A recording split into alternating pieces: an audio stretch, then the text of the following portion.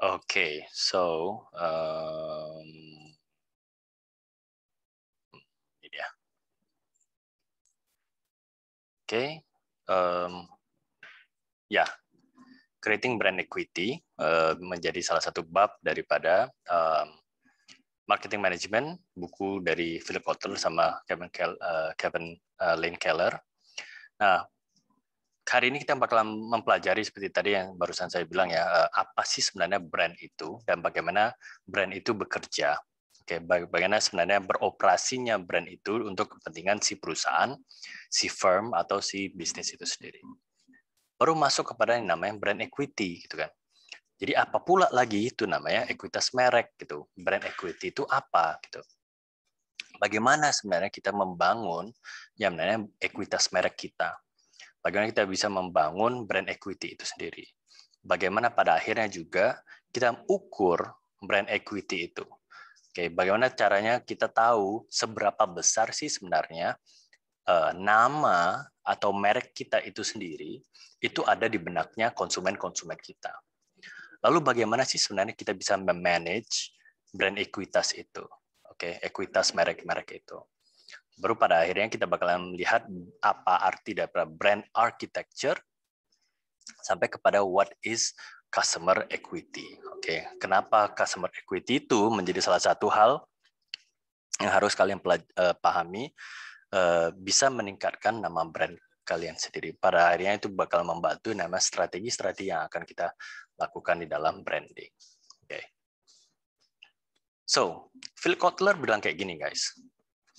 One of the most valuable intangible assets of a firm is its brand.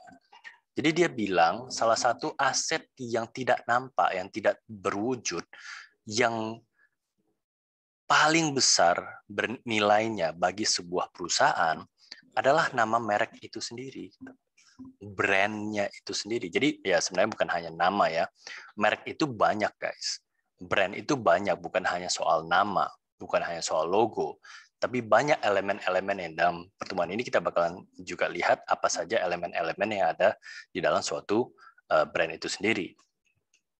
Nah, kita juga harus memahami pendekatan yang harus kita jalankan di dalam membangun sebuah brand adalah brand ini adalah pengetahuan plus sebuah seni. Oke, dia bukan 100% teori baru langsung diaplikasikan baru jadi sebuah brand. Tapi menuntut kreativitas yang juga lumayan tinggi. Karena di sini ada unsur emosional yang bakalan kita tambahkan atau kita gunakan dari si konsumennya gitu. Ya, sama lah kayak misalnya kan memilih pacar gitu kan. Kita kan ada bawa hati kepada orang yang kita sukai tersebut. Gitu. Bagaimana kita bisa meng-create sesuatu sehingga orang yang kita sukai itu selalu teringat kepada kita. Ya, itu ada perasaan emosionalnya sendiri. Oke. Dengan seperti itu juga, ya sama kalau misalnya dengan mencari pacar, butuh perencanaan juga yang matang. Gitu. Bukan, udahlah mampus situ, aku tembak aja. Nggak bisa seperti itu juga. Gitu. Kemungkinan kalau misalnya kita hanya langsung begitu saja, jadinya kegagalan lah yang sering sekali terjadi. Ya kan? Termasuk juga yang namanya di saat kita lakukan marketing ini sendiri, membangun suatu brand. Oke. Satu hal lagi, ini yang seringkali dilupai oleh para entrepreneur muda, gitu kan, orang-orang yang baru membangun bisnis dia, baru membuat suatu bisnis. Sama layaknya seperti marketing, branding itu membutuhkan long-term commitment, komitmen jangka panjang. Jadi nggak bisa kita berharap gara-gara satu hari kita baru mencoba branding atau satu minggu atau satu bulan itu langsung berharap bahwa brand kita itu dikenal semua orang. Gitu. Prosesnya nggak pernah seperti itu. Facebook itu nggak pernah prosesnya langsung tiba-tiba dalam sekejap seluruh dunia tahu Facebook itu ada. Gojek, misalnya merek lokal, Traveloka, Tokopedia, gitu kan. buka lapak bukan dalam 1 tahun atau dalam waktu yang singkat tiba-tiba mereka bisa terkenal. Ada prosesnya. Dia bangun brand itu sehingga orang pada akhirnya acknowledge, menyadari brand itu ada. Oke. Dan kemungkinannya itu berbeda-beda kepada setiap perusahaan, setiap bisnis. Nggak ada waktu yang sama dengan si bisnis A, si B, si C, si Traveloka, si Gojek, Amazon, Apple, dan sebagainya. Dia mendapatkan branding, diingat sama konsumennya itu secara bersamaan. Nggak ada. Gitu. Makanya kita harus tahu, ini adalah deep, long-term commitment. Oke. Sebuah komitmen yang jangka panjang. Nah, kembali lagi seperti saya bilang, kreativitas menjadi salah satu unsur yang bakalan harus kita pahami soal branding ini. Nggak bisa kita lakukan hanya, oh menurut buku harus begini. Gitu. Oke. Ada unsur kreativitas yang sangat tinggi sehingga kita bisa mengeksekusi pemasaran kita itu dengan lebih baik. Oke. Nah, sebuah brand yang kuat pada akhirnya itu bisa menimbulkan yang namanya loyalitas.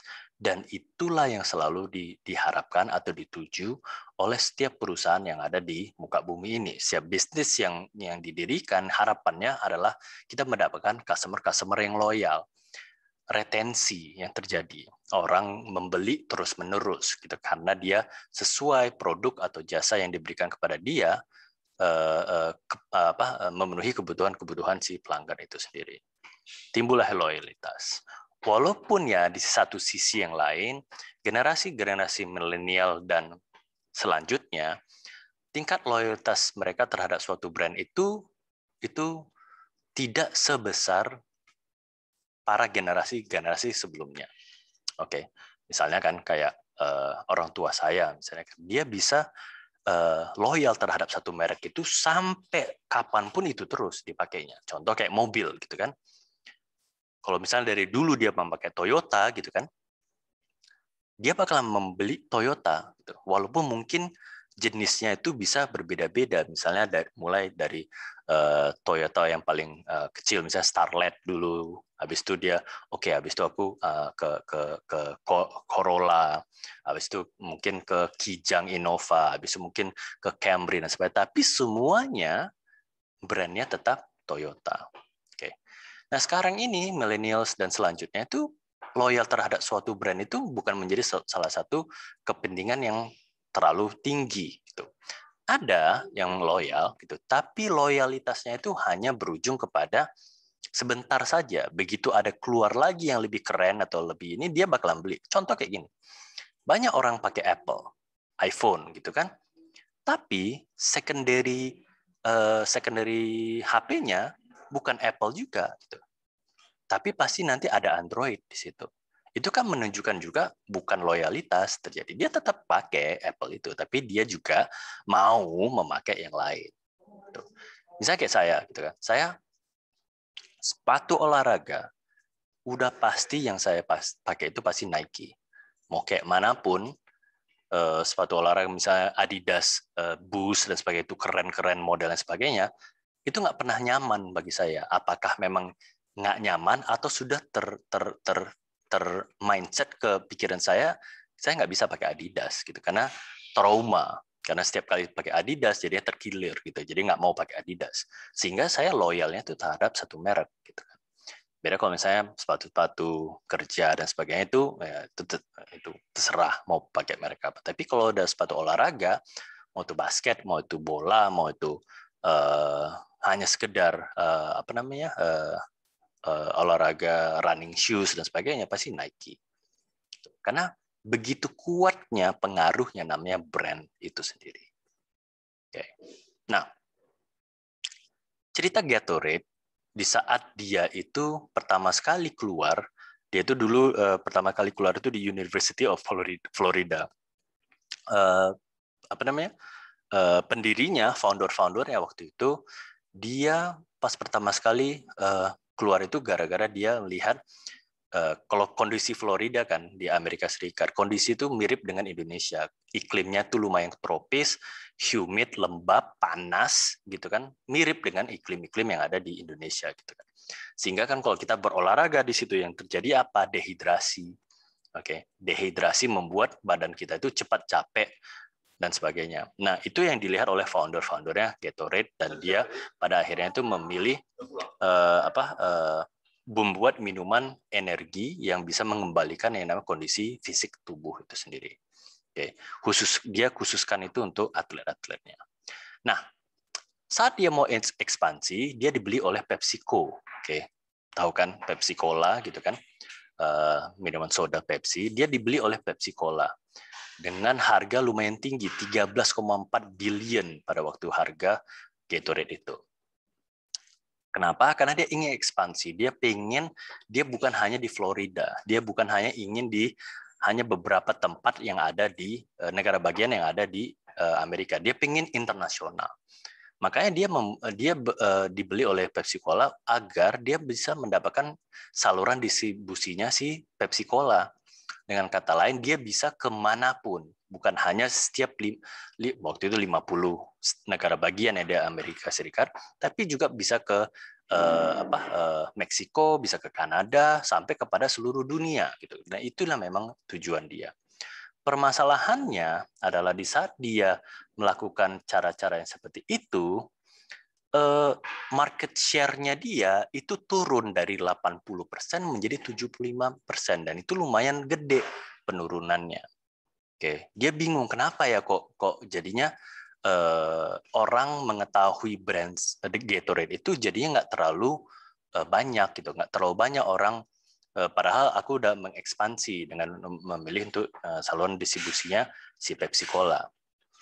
Sehingga yang dilakukan oleh Gatorade pada akhirnya mengambil alih marketingnya. Dia kembali melakukan rebranding, mengganti logonya menjadi G yang sekarang ini kita lihat G besar dengan ada petirnya di situ. Oke. Dan langsung mengembalikan kepada asal muasal permasalahan yang dia lihat, kembali ke atlet itu sendiri. Sehingga pada akhirnya dia memilih untuk membranding 3 merek utama daripada Gatorade. Oke, jadi ada 3 line produksinya. Ada prime labelnya, ada preformnya, dan ada pada akhirnya untuk recover. Oke, jadi prime itu branding untuk orang-orang yang memang untuk performance gitu kan. Lalu ada yang preform itu adalah orang-orang yang umur 18 sampai 35 tahun yang lebih kepada berolahraga kira-kira 2 sampai 3 kali dalam seminggu. Lalu ada yang satu lagi yang soal series pro-nya. Nah, ini betul-betul khusus untuk profesional-profesional. Jadi ada seri lines daripada Gatorade itu sendiri. Dan intinya adalah mereka kembali kepada orang-orang yang melakukan olahraga. Dia memasarkannya ke sana lagi. Dia memasarkan bahwasannya Gatorade adalah minuman setelah berolahraga supaya bisa kembali fit dan sebagainya. Dan itu berhasil meningkatkan profit dia itu sebanyak 7 billion di tahun pertama, dan sekarang ini meroket ke 20 billion per tahunnya. Jadi itulah pentingnya branding yang sesuai kepada consumer market yang memang kita pilih gitu. Jadi nggak sembarangan kalau misalnya ada bisnis yang bilang dia itu customer segmentnya adalah semua orang, dia udah kalah duluan. Oke, termasuk kepada kegiatan marketing ini sendiri. Nah, itulah cerita si Gatorade mengenai bagaimana dia mengeksplorasi kegiatan marketing dia. Nah, tadi saya sempat singgung bahwasannya di dalam branding itu sendiri, dia itu dibutuhkan strategi-strategi pengembangannya. Kita perlu mengetahui bagaimana sih sebenarnya secara strategik kita membangun brand kita. Nah, ada proses-prosesnya. Yang pertama adalah mengidentify establishing brand positioning. Oke, sama seperti yang kita sudah bahas di minggu lalu soal positioning dan pentingnya positioning itu bagi merek kita. branding itu sendiri, position branding itu juga harus kita identifikasi. Sebenarnya sekarang ini brand kita itu di benaknya si masyarakat itu di mana? Apa yang dipikirkannya? Apa sih yang menjadi inti daripada brand kita di benaknya masyarakat? Citra kita, image kita itu di benaknya masyarakat itu seperti apa? Oke. Oh, belum ada kayak mana, Pak? Berarti harus kita bangun. Setidaknya telah kita identifikasi brand kita itu belum masuk kepada si konsumen kita. Oke. Nomor 2, planning and implementing brand marketingnya. Oke. Setelah kita mengidentifikasi posisi brand kita itu di mana, kita harus bisa merencanakan kira-kira bagaimana proses marketingnya. Oke, apa yang harus saya lakukan untuk meningkatkan brandnya saya? Nah, setelah kita lakukan planning, perencanaan, dan sebagainya, tentunya bukan berarti berhenti di situ. Setelah kita merencanakan dan melaksanakan, yang harus kita lakukan setelah itu adalah mengevaluasi ya, dengan cara mengukur dulu keberhasilan daripada performa daripada brand kita. Oke. Apakah betul tujuan yang kita tetapkan di planning itu tercapai atau tidak? Brand kita ini sudah disadari belum? Sudah aware belum konsumen terhadap brand kita? Dan sebagainya. Oke. Nah, setelah dari situ, barulah kita bisa growing and sustaining brand value-nya. Nilai yang ada pada brand kita, itu yang bakalan kita bangun terus-menerus, sehingga kita itu besar brandingnya. Coba cek. Jadi successful marketers itu sendiri, guys, dia tidak pernah yang namanya hanya membangun merek itu dengan istilah kayak dengan intuisi doang. Memang ada perencanaan. Gitu. Semua marketer-marketer hebat di dalam suatu perusahaan, dia selalu bisa membuat suatu strategic brand management-nya. Oke. Dia mengetahui apa yang terjadi, positioning-nya di mana, meng-create suatu planning, mengimplementasikan perencanaannya itu, lalu bisa diukurnya supaya dia bisa mengevaluasi berhasil atau tidak strategi yang dia terapkan. Dari situlah baru dia bisa tahu dia itu bisa growing atau tidak. Nah, the most distinctive skill of professional marketers itu, jadi kan karena kita bicara soal bagaimana meng-create suatu strategi perencanaan di dalam branding. Tentunya si professional marketers di zaman sekarang itu harus betul-betul memahami bahwasanya dia itu bisa meng-create. Oke. Dia itu bisa meng-create bukan hanya saja planning-nya, tapi meng-create dari semua awalan daripada brand. Dari brand element sampai kepada brand loyalty nanti. Gitu. Bagaimana cara kita meng-create-nya? Makanya seorang profesional marketer itu seharusnya bisa mempunyai skill meng-create itu sendiri. Oke. Pak, saya sampai sekarang itu belum bisa meng-create, Pak. Saya kayaknya nggak ada kemampuan untuk membuat sesuatu. Oke. Ingat, kalau misalnya kita bicara soal skill, berarti kita bicara soal sesuatu yang bisa kita tingkatkan terus-menerus. Oke. Nggak ada cerita kalau ada orang bilang, aku nggak kreatif, Pak. Kreativitas itu juga sebuah skill, bukan sebuah bakat, guys. Oke. Sama kayak marketing. Marketing adalah sebuah skill. Makanya kalau misalnya kita bicara soal skill-nya meng-create sesuatu atau membuat sesuatu, berarti itu bisa ditingkatkan dari yang orang yang bilang dia tidak bisa meng-create menjadi bisa. Oke. Ibaratnya kalau misalnya kayak kita main basket gitu kan, di saat pertama sekali kita main basket, kita pegang bolanya mau masukkan aja ke dalam keranjang itu susahnya minta ampun. Tapi gara-gara mungkin kita suka, terus kita terus-menerus melatih, terakhirnya kita bisa masukkan bolanya ke dalam keranjang. Oke, sama kayak main bola, sama kayak main bulu tangkis, sama kayak membuat lagu, bernyanyi dan sebagainya. Nggak ada yang tiba-tiba lahir dari ibunya, maaf kata ya. Tiba-tiba bisa dia tiba-tiba nyanyi dengan sebaik mungkin. Semuanya butuh latihan dan itu bisa ditingkatkan. Yang kedua, skill yang penting itu adalah memaintain. Bagaimana dia bisa memaintain sesuatu yang memang sudah dia create. Okay. Kalau misalnya dia lihat bahwa yang dia create itu sesuatu yang bagus, berarti harus dia maintain bagaimana itu bisa dijalankan dengan baik. Lalu mengenhance, meningkatkan hal-hal yang memang sudah dia create, dan pada akhirnya memprotect, melindungi hal-hal yang dia create, termasuk yang soal brand tadi gitu kan. Branding misalnya kan logo atau nama itu juga perlu kita protect supaya nama yang kita sudah create dengan sangat baik dikenal sama orang itu tidak disalahgunakan sama orang lain. Itu sering sekali terjadi soalnya. Sering kalian tahu sendiri kan soal pembajakan misalnya kan, piracy dan sebagainya.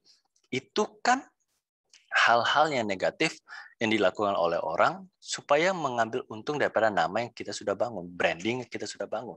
Nah, makanya memprotek sesuatu itu adalah sesuatu yang memang harus diketahui oleh si marketer atau kalian. Brands, apalagi di zaman sekarang, kita harus mempertimbangkan juga soal online branding, ya kan.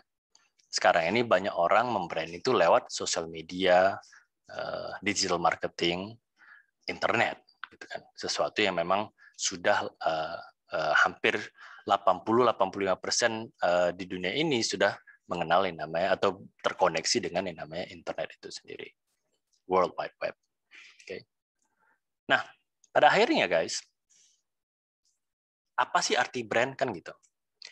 Menurut AMA, American Marketing Association, dia bilang brand as a name, term, sign, symbol, or design, or combination of them, intended to identify the goods or services of one seller or group of sellers, and to differentiate them from those of competitors. Jadi dia bilang kayak gini, AMA bilang kayak gini, brand adalah suatu nama, suatu istilah, suatu sign, simbol, desain, atau kombinasi di antara mereka, mau semuanya, mau itu satu atau dua, dan sebagainya, guna untuk mengidentifikasi barang atau jasa yang dia dipunyai oleh satu orang atau beberapa orang di dalam satu grup. Kegunaan lainnya adalah untuk membedakan goods and services itu dibandingkan sama komputer-komputer dia yang lainnya. Seperti yang tadi saya bilang kan, brand itu ya kayak tadi soal nama seseorang gitu kan. Antara si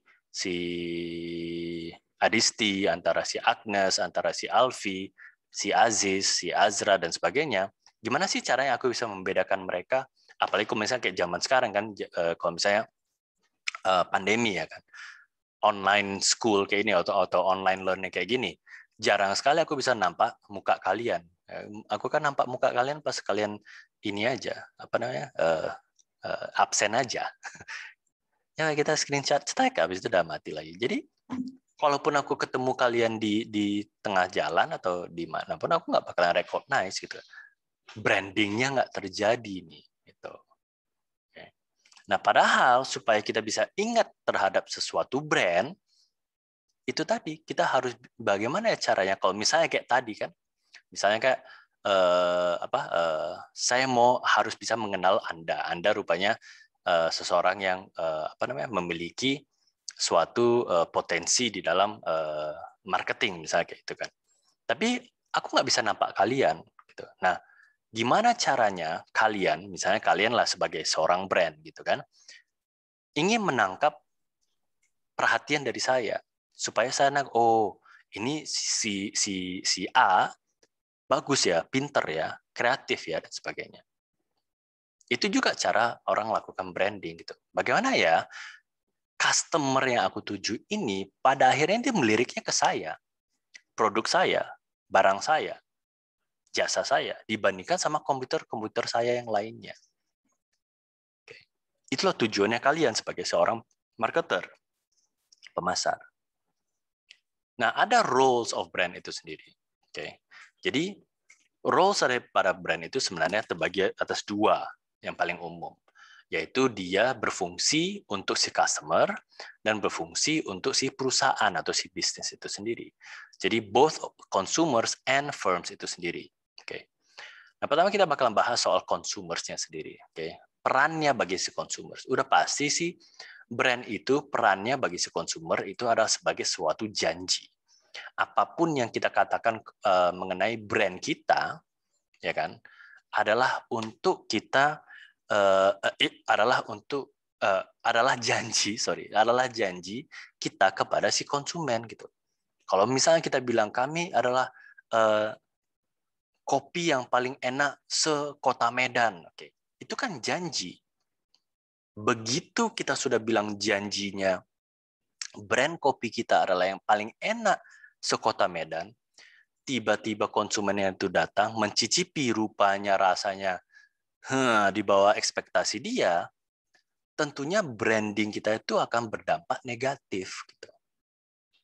Dan itu ekspektasinya jadinya terreduce. Kan itu tidak kita inginkan. Makanya hati-hati juga di saat kalian bilang janji kalian. Oke. Karena bagi si konsumen, begitu kita bilang kita adalah anu, mereka berekspektasinya terhadap itu gitu. Karena begitu si ekspektasinya itu terpenuhi, disitulah menuju ke jalan customer loyalty yang memang ingin kita tuju. Gitu. Oke. Nah, bedanya roles-nya bagi si perusahaan adalah ada beberapa. Yang pertama, bagaimana peran daripada brand itu adalah supaya kita bisa menginventarisir atau mencatat segala kegiatan-kegiatan yang terjadi dalam operasi bisnis kita. Apakah itu penjualan, apakah itu merakit, apakah itu menginventarisir stok dan sebagainya. Gara-gara brand itu kita bisa melihat berbagai produk yang kita punya, lini produk yang kita punya. Oke, Pak, lini produk saya cuma satu, Pak. Oke, berarti yang bakalan kita lihat dari brand kita adalah bagaimana pengaruh satu produk itu terhadap brand kalian. Tinggi atau tidak. Oke. Lalu peran brand itu sendiri secara legal itu sebenarnya memprotek perusahaan. Oke. Dengan kita ada nama itu juga dilindungi oleh hukum, juga terproteksi kita terhadap legalitas yang lain-lainnya. Terus pada akhirnya sih adalah bagaimana brand ini sendiri berperan sebagai pengingat kepada si konsumen-konsumen kita. Itulah peran brand di dalam perusahaan. Nah, scope of branding. Oke, apa saja sih yang menjadi ciri-ciri atau yang masuk ke dalam branding itu sendiri? Oke. Branding is the process of endowing products and services with the power of a brand. Jadi, jangan samakan brand dengan branding. Branding itu adalah kegiatannya, guys. Brand itu ya mereknya, gitu kan. Nah, branding itu sendiri proses daripada produk dan services itu. Bagaimana kita bisa menciptakan dan memberitahu soal brand produk atau services kita dengan kekuatan nama brand itu sendiri. Oke. Kuncinya satu, bagaimana kita bisa meng-create perbedaan antara produk kita dengan kompetitor kita sendiri. Oke. Kita sebagai marketer itu perlu mengedukasi konsumen kita mengenai produk kita. Siapa sih sebenarnya kita? Dengan mereka memakai produk kita, berarti mereka akan teridentifikasi sebagai yang bagaimana. Contoh kayak gini, guys. Kalian pasti tahu lah siapa di gambar ini, ya kan? Apalagi cowok, cewek, kurasa pasti udah tahu juga Cristiano Ronaldo, ya kan? Nah, di sini perannya Nike, nah ini ya, perannya Nike sebagai sebuah brand. Kalau misalnya kita kembali kepada yang minggu lalu ya soal mantra, ya kan? Kalau tagline yang Nike kan just do it, mantranya kan athletic, authentic, performance, gitu kan. Merek yang memang mewujudkan yang namanya performa tinggi, yang menunjukkan performa atletik, yang menunjukkan performa yang otentik, gitu kan. Kalau kita lihat dari brand itu semua terdapat juga di dalam si Cristiano Ronaldo, misalnya. Dia orang yang memang atletik, ya kan?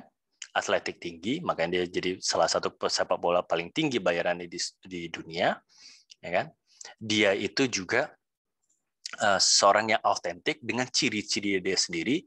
Dia dengan kata lain ada brand image dia sendiri yang sesuai dengan brand image-nya Nike. Dan pada akhirnya soal performance, siapa yang nggak tahu keberhasilan, kesuksesan Cristiano Ronaldo, ya kan? Sesuai dengan apa yang ditunjukkan oleh Nike sendiri soal brand mantranya.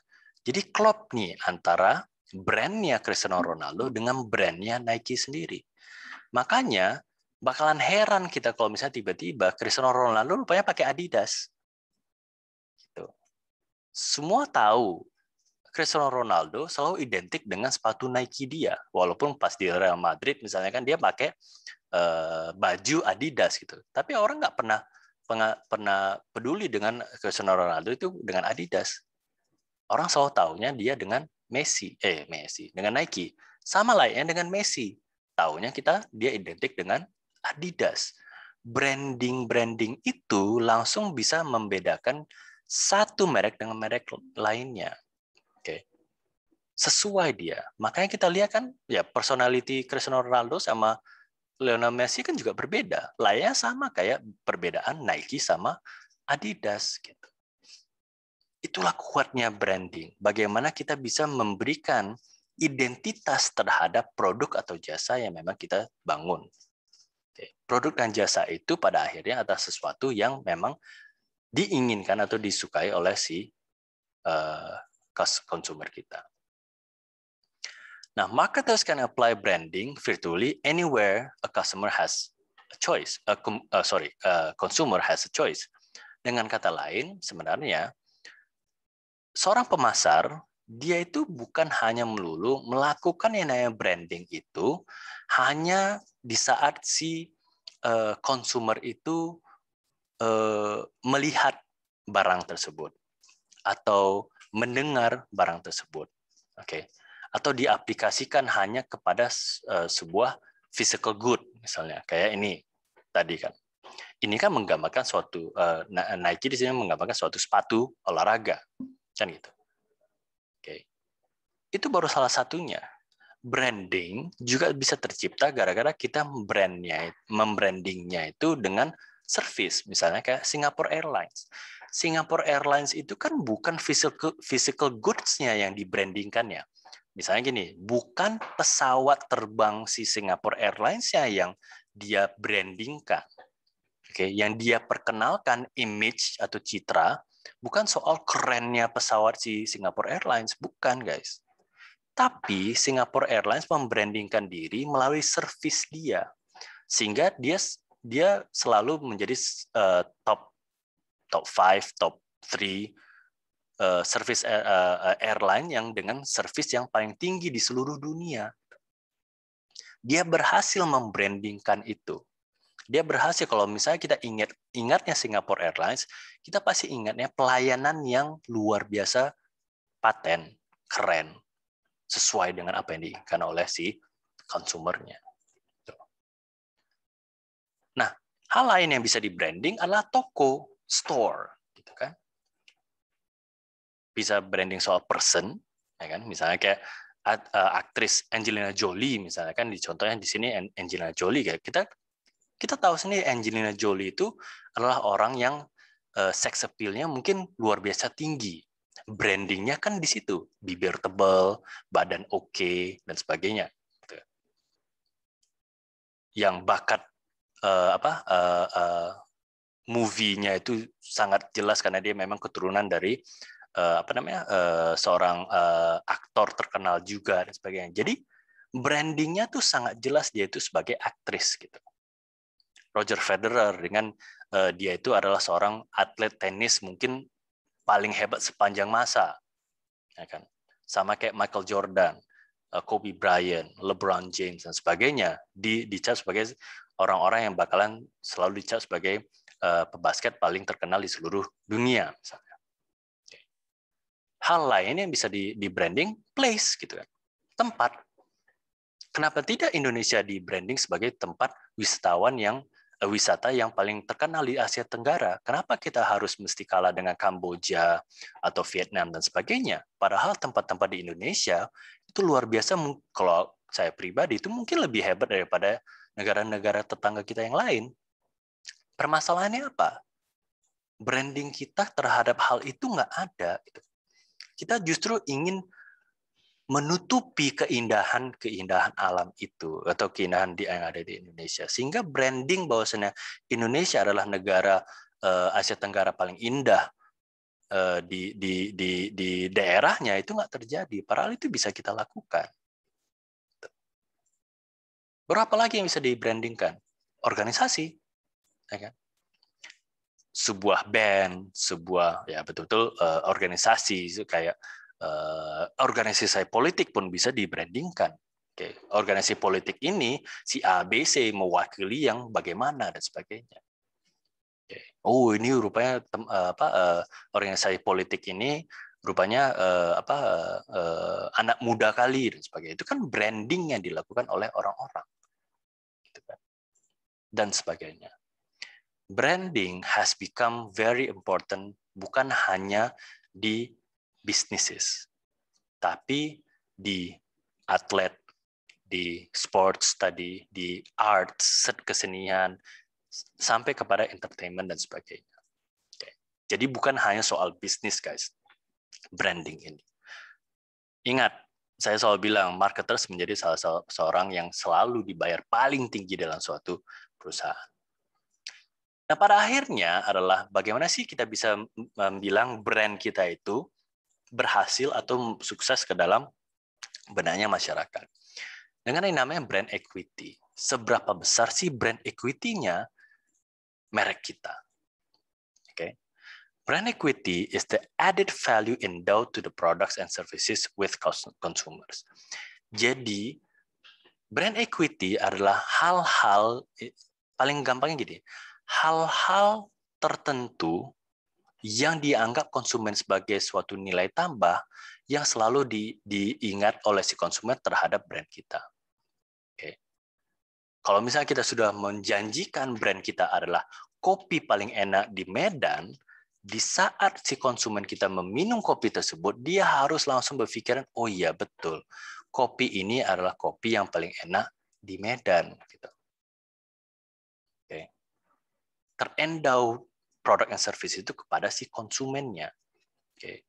Itu bakalan langsung merefleksikan bagaimana si konsumeris itu berpikir, oh ya betul ya, memang dia kopi paling enak di Medan. Merasakan, oh ya ini mau kayak manapun aku bakalan mencari ini. Sampai kalian pada bertindakan, mau kayak manapun dia bakalan mencari dan membeli kopi itu karena dia tahu ini kopi paling enak di Medan. Di saat aku di Medan, aku harus minum kopi itu.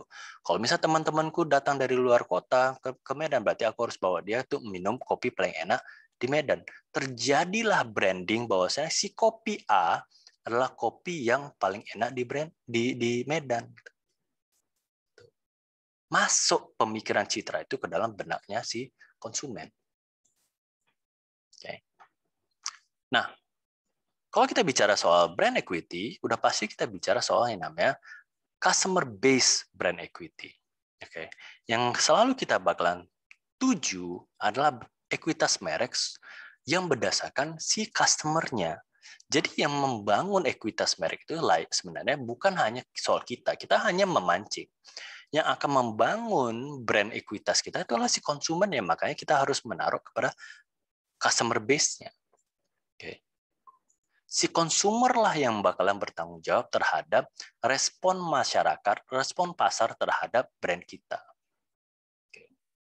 Makanya hati-hati kembali lagi terhadap janji yang kalian utarakan di saat kita membranding sesuatu.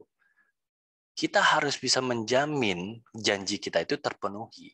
Kalau tidak, itu yang tadi saya bilang, ada positif sama negatif kan? A brand has a positive customer base equity di saat memang reaksi yang terjadi terhadap si konsumen di saat dia memakai produk atau jasa kita itu sesuai dengan ekspektasinya. Teridentifikasilah ekspektasi itu terhadap janji yang memang sudah kita utarakan. positif dia. Orang karena positif dia bakalan bilang balik kepada orang-orang lain, oh bagus nih merek ini. Oke.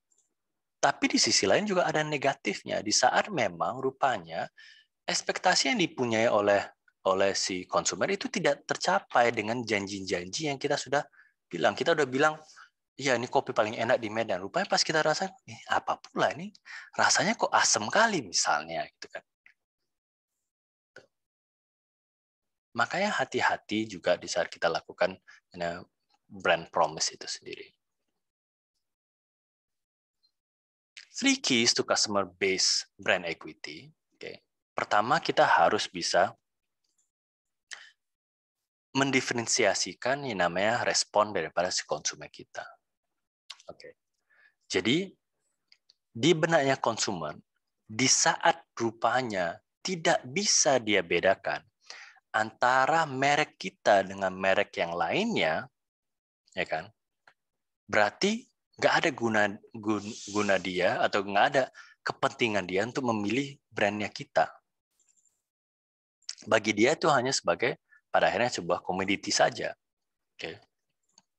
Yang terjadi hanya perang harga.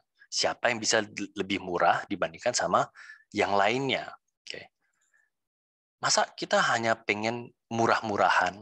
Oke, ini salah satu taktik yang sebenarnya aku paling nggak suka di saat karena kita takut kompetitor kita ini bersaingnya karena dia lebih murah, kita habis itu banting harga juga. Ah udahlah, aku juga lebih murah dari dia jual berapa? 10.000. Oke, aku buatnya jadi 9.500. Terus nanti dia bersaing lagi. Nggak, oh berarti aku harus 9.000. Nanti kita turun lagi dan sebagainya. Padahal kita nggak lihat rupanya keuntungan yang kita dapat pada akhirnya nggak ada apa-apa. Yang berujungnya apa? Bangkrut, tutup. Yang selalu dituju oleh perusahaan sukses kalau kita lihat ya guys, nggak pernah dia mau perang harga itu. Dia mau mendapatkan keuntungan sebesar-besarnya dengan cost serendah-rendahnya. Jadi bagaimana mencapai itu? Diferensiasi. Apa yang membedakan produk kita itu dengan produk orang lain? Apa yang membedakan jasa kita terhadap produk itu dengan jasa orang lain? Layanannya itu apa yang berbeda? Jadi jangan hanya terkunci sama yang namanya produknya saja. Misalnya kayak kopi tadi kan, banyak orang yang menawarkan kopi, gitu kan. Bisnis kopi yang di Medan ini mungkin di setiap kayak tadi saya bilang setiap belokan itu selalu ada. Gitu. Bukan berarti kita hanya bisa harus membedakan. Oke, aku ada kopi pandan, aku ada kopi ini, aku ada kopi ini. Itu yang membedakan aku dengan. Bukan hanya itu, tapi cara mungkin kita layani juga berbeda. Gitu. Bawa tumbler sendiri dan sebagainya. Itu kan sesuatu yang mungkin akan membedakan kita dibandingkan sama tempat-tempat yang lainnya. Gitu. Makanya harus kreatif. Baru kunci yang lainnya ada consumers brand knowledge. Oke. Diferensiasi mengenai pengetahuan si konsumen kita terhadap brand kita. Oke. Penting di sini di saat konsumer kita mengetahui hal-hal detail mengenai produk yang kita tawarkan supaya dia tahu. Kembali lagi ke nomor 1, perbedaan kita dengan orang lain itu apa? Karena kuncinya itu bakalan nomor 3, guys. Persepsi. Persepsi bakalan mempunyai peran yang sangat penting untuk membentuk namanya brand equity. Di saat kita bisa memasuk kepada pelanggan kita persepsi-persepsi yang positif sesuai dengan apa yang kita inginkan, dia nggak bakalan terjadi, susah bakalan terjadi yang namanya orang akan pindah ke lain hati, istilahnya kayak gitu. Terjadilah namanya nanti brand loyalty. Oke. Jadi brand itu harus betul-betul bisa membuat strong, ya kan, favorable, unique brand associations, brand elements. Okay. Kuat dia di benaknya si konsumen. Okay. Favorable dia, rememberable juga, gitu kan. Dia mudah diingat, gampang dikenali, unik sendiri misalnya. Kalau ya sama kayak misalnya kalau aku tanya kepada kalian kan, logo M besar kuning Itu logo apa, guys? Ada yang tahu?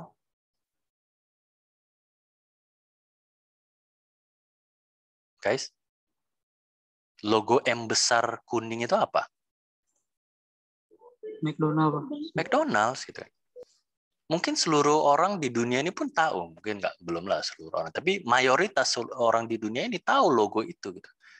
Berarti dia itu sudah tertanam betul di benaknya konsumen gitu. Itulah kuatnya branding. Oke. Itulah kuatnya logo Apple, itulah kuatnya logo Toyota, ya kan? Honda, BMW, Mercedes, ya kan? Logonya Gojek, lambang Garuda, Tokopedia, semua tahu, logo Facebook dan sebagainya, semua tahu arti daripada atau lama di saat orang lihat, orang tahu, oh itu Facebook, oh itu Twitter, atau YouTube gitu, semua tahu. Oke, itulah kuatnya branding, guys. Nah ini marketing advantage-nya kalau bisa kita dapat strong brands. Nah, di dalam brand equity juga ada beberapa model-model yang dipakai oleh beberapa perusahaan-perusahaan. Oke, untuk mengidentifikasi tahapan-tahapan daripada ekuitas merek ini sendiri. Nah, ada 3 yang paling terkenal dan selalu dipakai. Pertama itu adalah brand asset evaluator. Yang kedua adalah brands, dan yang ketiga yang paling terkenal adalah brand resonance model. Oke. Nah, untuk brand asset evaluator itu dikembangkan oleh Young and Robicam. Dia itu ada 4 hal variabel variabel yang ditentukan. Yang pertama adalah energize differentiation. Oke. Diferensiasi yang memang menunjukkan perbedaan yang mencolok. Oke. Lalu ada relevance. Oke. Relevansi bagaimana brand yang kita ciptakan itu sesuai dengan apa yang dibutuhkan oleh si konsumen. Nah, 2 indikator ini sendiri itu masuk kepada yang namanya brand strengths atau kekuatan daripada brand itu sendiri. Lalu masuk kepada yang ketiga, esteem. Ini lebih kepada bagaimana brand itu menunjukkan suatu perasaan kepada kita. Oke, bagaimana kita merasakan brand itu berdampaknya terhadap si konsumen? Bagaimana konsumen merasakan dampak daripada brand tersebut? Oke. Dan yang keempat adalah knowledge. Oke, bagaimana sebenarnya pengetahuan kita konsumen terhadap si produk atau merek yang kita tawarkan. Nah, kedua variabel ini itu indikator ini masuk ke dalam indikator brand stature. Jadi ada yang sifatnya eksternal dan ada yang sifatnya internal, guys, di sini. Kalau dalam brand asset evaluator model. Nah, yang kedua adalah brand dynamics model. Oke. Ini diciptakan oleh Millward Brown. Dan di sini dia ada 3 hal yang paling pertama diutarakan. Power, ada premium, ada potensial. Dan semua itu adalah agar kita bisa masuk ke dalam suatu pasar dan mendapatkan keuntungan yang sebesar-besarnya. Berawal dari brand associations. Oke, brand associations yang di sini yang diambil adalah meaningful-nya, different-nya, dan sama salient-nya sendiri. Itu di dalam yang namanya brand model dynamics oleh Millward Brown. Nah, masuk kepada yang paling terkenal atau paling dipakai oleh seluruh perusahaan yang ada di dunia ini. Brand resonance pyramid. Oke. Brand resonance pyramid ini terbagi 4 tahapan. 4 tahapan dengan 6 indikator-indikator yang utama. Oke. Yang pertama adalah tahapan identity. Who are you? Jadi di tahapan ini terciptalah namanya brand salience, di mana konsumer kita itu di tahapan aware terhadap brand kita. Sadar dia, oh ya, merek ini ada ya, gitu. Oh, kopi O ada ya. Oh, Baraka Coffee ini ada ya, dan sebagainya. Baru tahapan berikutnya adalah bagaimana brand itu secara performance dan secara imagery. Oke. Meaning dia. Apa sih arti daripada brand itu terhadap terhadap konsumen? Oke. meaning itu terhadap ada dua hal faktor tadi, performance-nya, bagaimana misalnya kalau misalnya kayak makanan gitu, bagaimana rasa daripada makanan tersebut, dan imagery-nya, bagaimana kita di saat kita memandang itu sesuatu itu membuat ada kebutuhan khusus kepada kita si konsumen. Tahapan ketiga adalah tahapan respons. Oke. Respons adalah di saat branding yang terjadi adalah brand judgment sama brand feelings. Terhadap brand-brand itu udah masuk ke mana yang tahapan emosional guys di sini. Oke. Kita menjudge suatu brand itu karena kita udah masuk kepada feelingnya kita. Jadi di sini adalah tahapan di mana dia krusial antara kita menjadi loyal atau tidak. Karena pada akhirnya itu bakalan memainkan feelings gitu. Positive, accessible, reactions. Dan yang nomor 4, tahapan yang paling yang kita tuju adalah relationships. Bagaimana pada akhirnya kita bisa pada tahap brand resonance. Disinilah terjadi yang namanya loyalitas. Oke. Jadi stages daripada brand development di sini adalah bagaimana kita menciptakan suatu hubungan supaya orang pada akhirnya loyal terhadap brand kita. Nah, 3 model inilah yang memang paling utama. Oke. Nah, ini ada 3 brand equity drivers, ini bisa kalian lihat atau baca sendiri guys. Ini yang perlu sebenarnya. Bagaimana kita bisa men-choose yang namanya brand elements. Oke. Tadi kan kita sempat singgung, apa sih brand elements itu? Nah, brand elements itu seharusnya agar itu tercipta branding yang kuat, pertama dia itu harus memorable.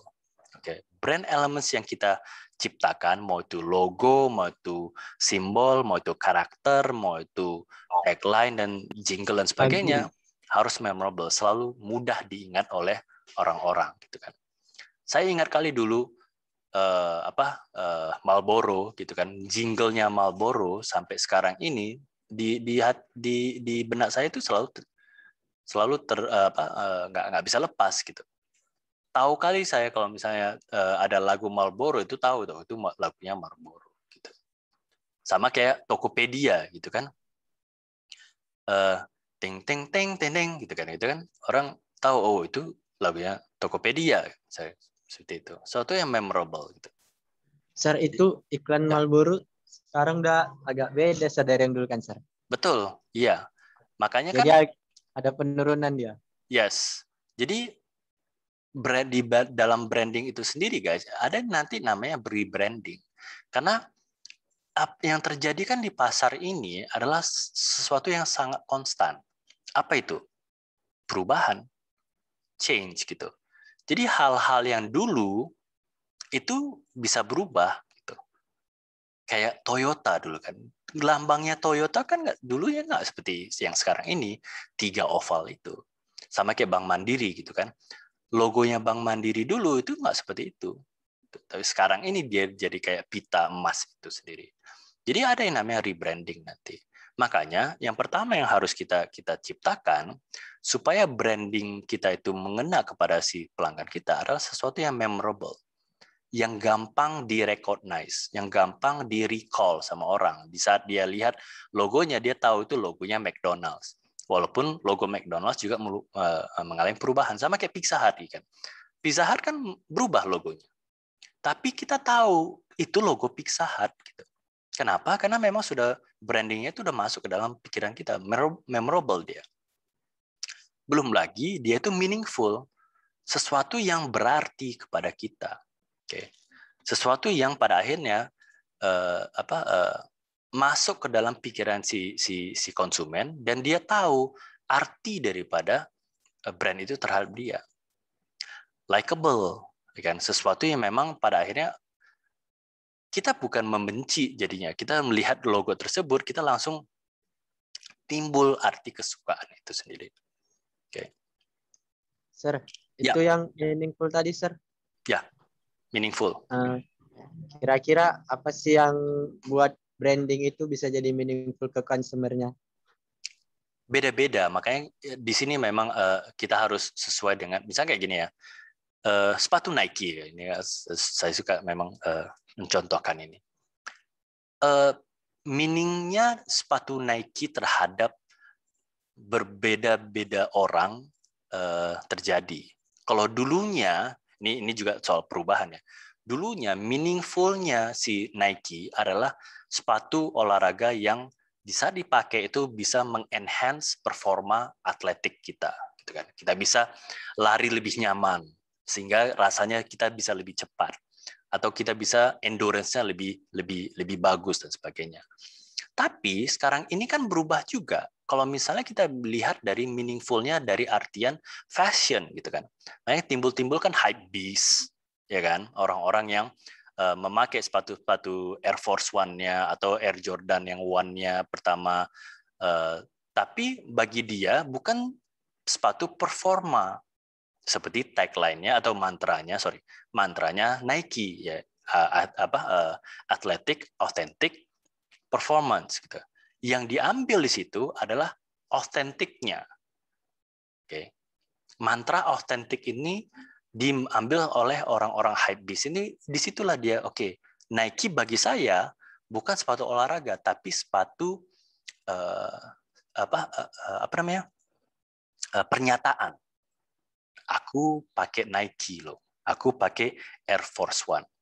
Mahal loh ini misalnya kayak itu. Makanya dia kan nggak mau ditekuknya sepatunya kan gitu. Dia maunya sepatu itu masih bagus dan sebagainya. Itulah orang-orang hype beast misalnya.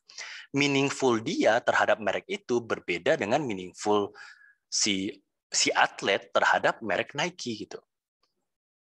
Paham ya maksudnya di situ ya. Jadi tergantung terhadap, kembali lagi, membuat brand mantra kita sendiri itu juga harus bisa sesuai. Sama kayak McDonald gitu kan.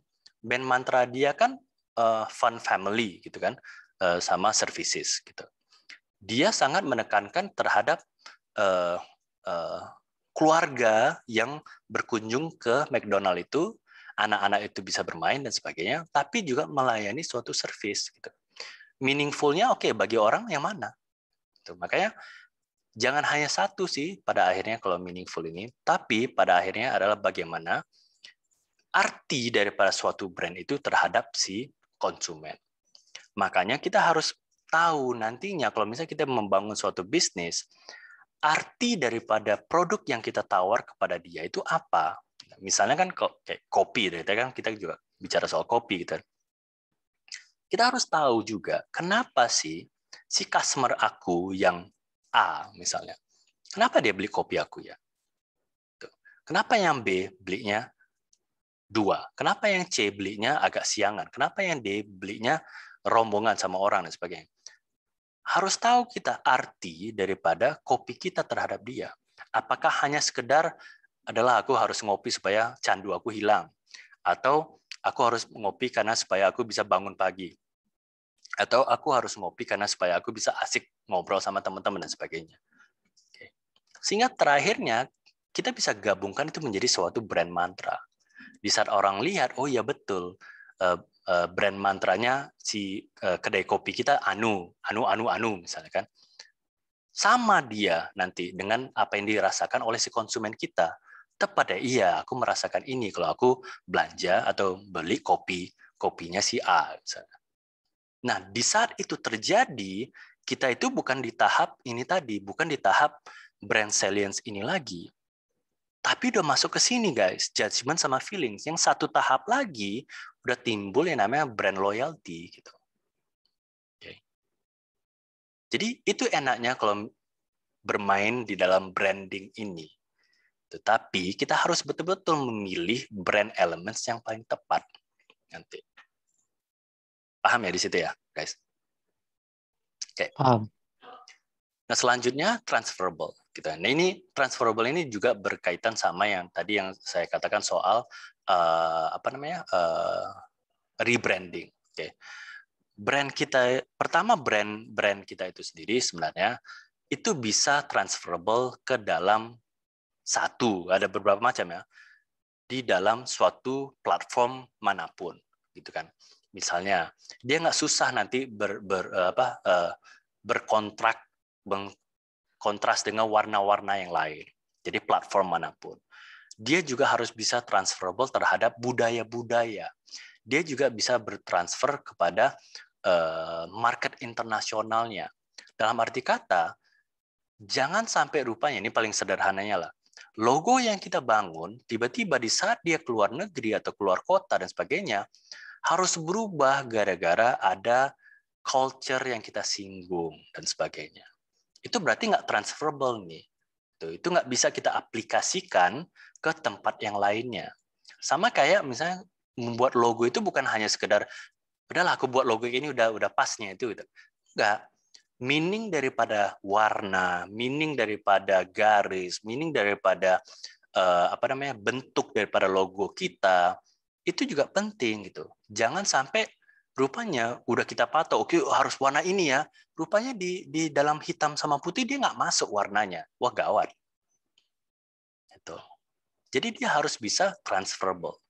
Oke, di saat kita misalnya kayak gini kan, mengintroduce produk-produk baru di dalam suatu kategori yang berbeda ataupun yang sama, itu nggak hilang brandingnya kita. Orang tetap Nike, orang kalau misalnya pun Nike mengeluarkan sepatu jenis apapun di dalam olahraga apapun, orang bakalan tahu ini sepatu olahraga. Mau dia pakai makanya kita nggak pernah lihat Nike mengeluarkan sepatu kerja, ya kan? Nggak lucu itu sepatu pantofel tapi ada Nike-nya gitu, nggak pernah bakalan kita buat karena kenapa? Dia tahu itu nggak bakalan bisa transferable. Tuh.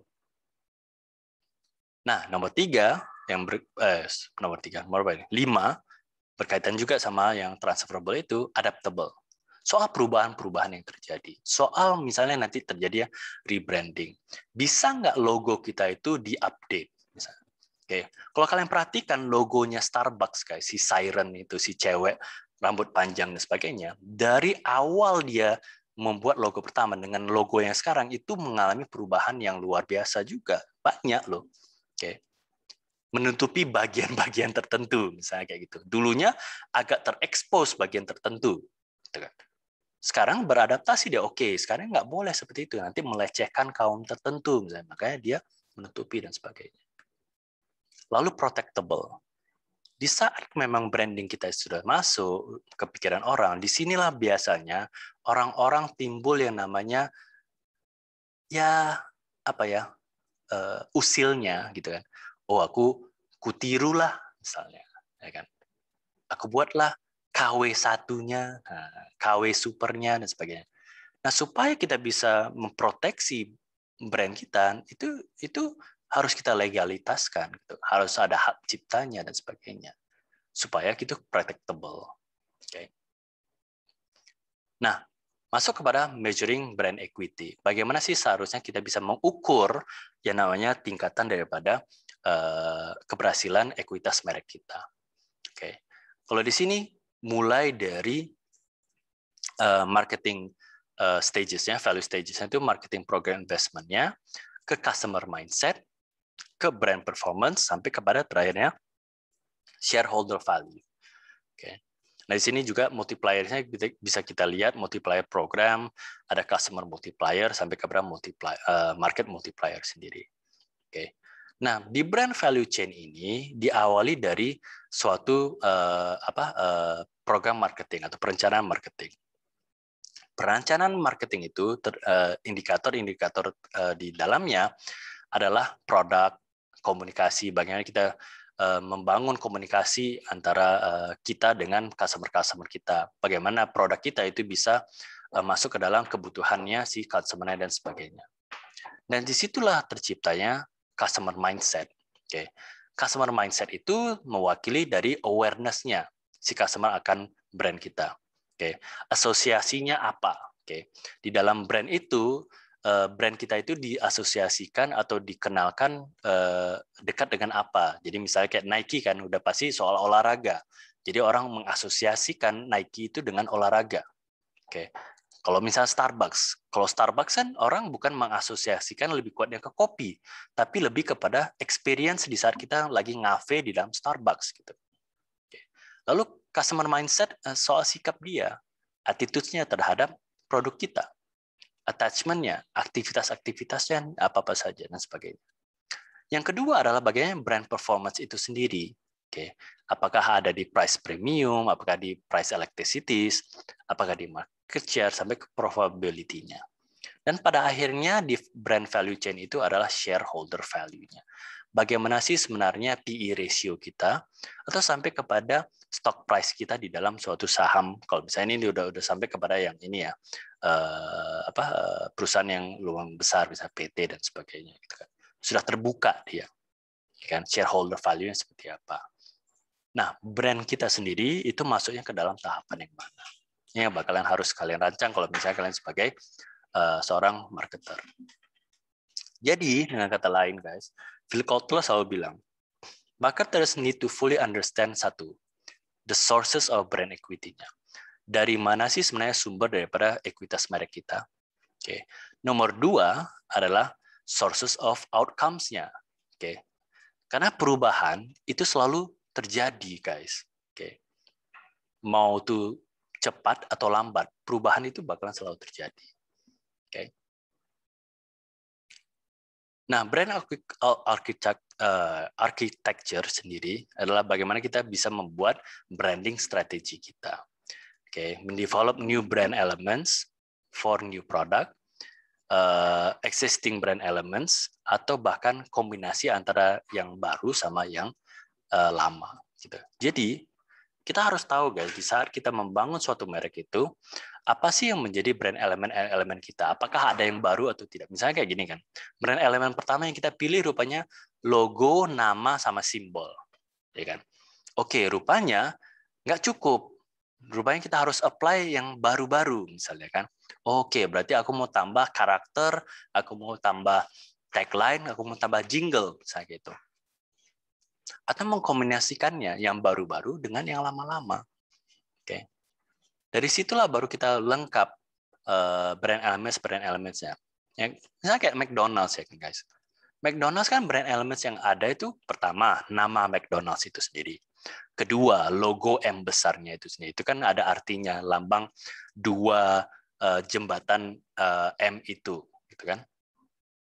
3, dia punya karakter. Banyak malahan, tapi karakter utamanya si Ronald McDonald, gitu kan. Dia ada tagline-nya, I'm loving it. Dia ada mantranya, ya kan. Dia ada jingle-nya dan sebagainya. Itu kan brand elements ya. Tapi juga nggak keluarnya itu secara serentak, bisa bertahap-tahap pada waktu itu, ya kan. Tuh. Jadi kita yang bakalan membangun brand architecture itu sendiri. Nah, masuk kepada yang namanya brand extension sama sub-brand. Oke. Nah, brand extension sendiri itu biasanya terbagi 2, guys. Pertama, line extension. Nah, line extension ini adalah di saat kita itu produk yang kita bangun itu ekstensinya tidak lari daripada produk aslinya. Jadi misalnya kan produk kita minuman, misalnya kopi gitu kan. Kopi hitam, kita menjual kopi. Oke, kopi hitam yang pertama. Oke, line extension-nya itu bisa kopi susu, ya kan? Cafe latte, bisa cappuccino dan sebagainya. Dia bisa juga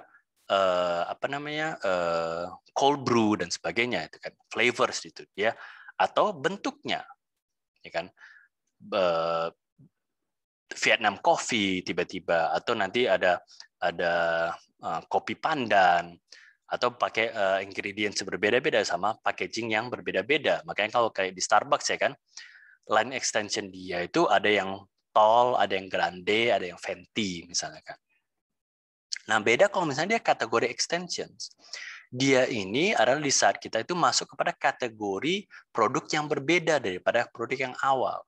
Kalau misalnya dia sudah masuk kepada hal yang berbeda, misalkan kopi kita tadi kan line extension-nya ke kopi. Tiba-tiba kita memilih ke jus atau ke teh. Itu sudah masuk kepada kategori extensions. Apalagi kalau misalnya kita dulunya itu kulinernya itu minuman, tiba-tiba berubah ke makanan lagi, atau bukan berubah, tapi bertambah ke makanan. Berarti itu namanya kategori extensions. Oke. Nah, terakhir adalah namanya customer equity. The sum of lifetime values of all customers. Gampangnya gini, guys. Berapa sih biaya yang kita perlukan untuk mendapatkan satu customer kita. Itulah customer equity. Semakin sedikit biaya yang kita keluarkan untuk mendapatkan suatu customer, berarti semakin besar customer equity tersebut. Oke. Jadi kalau misalnya kayak gini ya, harga produk kita itu 10.000, ya kan? Tapi biaya kita untuk mendapatkan si customer itu membeli produk kita yang harga 10.000 itu 20.000 atau 50.000, berarti customer equity-nya itu rendah. Okay.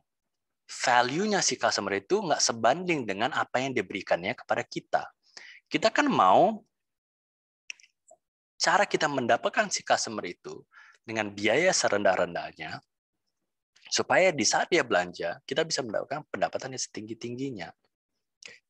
Kita ingin juga si customer itu bukan hanya sekali beli, tapi terjadilah retention. Terjadilah si customer kita merekrut atau mereferensikan produk kita kepada teman-teman dia yang lainnya. Kan itu yang namanya customer equity. Kita nggak hanya ingin si customer itu dia beli produk kita, oke dia senang, tapi habis itu dia hanya diam diri, dia nggak mau ngasih tahu, oh kita beli sana aja lebih enak, nggak bilang gitu, dia diam aja, gitu. Maunya dia bisa mereferensikan produk kita kepada orang-orang lain dan sebagainya. Oke. Nah semua kegiatan-kegiatan itu supaya customer kita equitasnya tinggi, itu kerjaannya si marketer. Oke, makanya customer relationship management itu bakalan ada sesuatu yang bakal kita pelajari nantinya. Itu bakalan sangat penting. Bagaimana kita bisa menjaga hubungan kita kepada si konsumen-konsumen kita. Oke, itu saja guys materi kita pada hari ini. Juga ini sudah mau waktu maghrib guys. Oke. Terima kasih guys atas atensinya. Semoga materi hari ini bermanfaat bagi kalian. Sampai ketemu minggu depan. Assalamualaikum warahmatullahi wabarakatuh. Selamat malam. Waalaikumsalam warahmatullahi wabarakatuh.